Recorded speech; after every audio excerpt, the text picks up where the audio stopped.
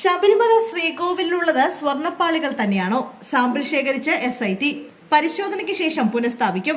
ശബരിമല സ്വർണ്ണക്കൊള്ളയിൽ നിർണായക പരിശോധനയുമായി പ്രത്യേക അന്വേഷണ സംഘം ശബരിമല സന്നിധാനത്ത് തെളിവെടുപ്പുകൾ ആരംഭിച്ചു. സാമ്പിളുകൾ ശേഖരിക്കുന്നതിന് വേണ്ടി സ്വർണ്ണപ്പാളികൾ ഇളക്കി മാറ്റിയെടുത്തു.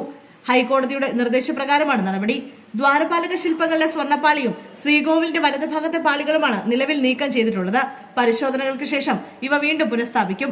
1998 വിജയ് മല്യ സ്വർണം പൊതിഞ്ഞു നൽകിയതാണ് ഇവയെല്ലാം. എന്നാൽ പലവട്ടം ചെന്നൈയിലടക്കം എത്തിച്ച് ഇവയുടെ അറ്റകുറ്റപ്പണി നടത്തിയിരുന്നു. ഇതിന്റെ ഭാഗമായി വൻ സ്വർണ്ണക്കൊള്ള നടന്നതായും കണ്ടെത്തിയിരുന്നു.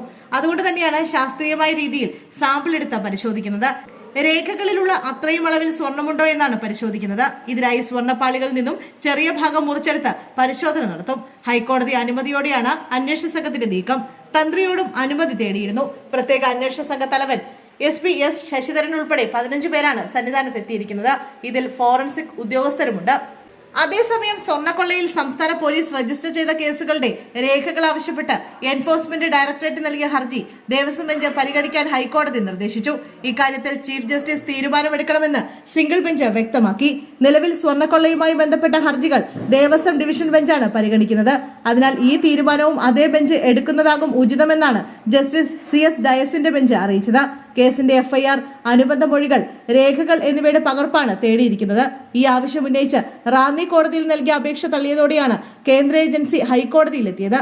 ശബരിമല സ്വർണ്ണക്കൊള്ളയിൽ കള്ളപ്പണ ഇടപാട് നടന്നതായി സംശയിക്കുന്നെന്നും വിശദമായ അന്വേഷണത്തിന് കേസുകളുടെ രേഖകളും വിശദാംശങ്ങളും വേണമെന്നുമാണ് ആവശ്യം.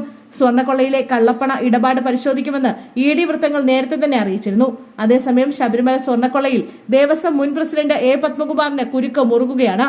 പത്മകുമാർ ഉണ്ണികൃഷ്ണൻ പോറ്റിക്ക് സർവ്വസ്വാതന്ത്ര്യവും നൽകിയിരുന്നുവെന്ന് ജീവനക്കാരുടെ മൊഴിയുണ്ട്.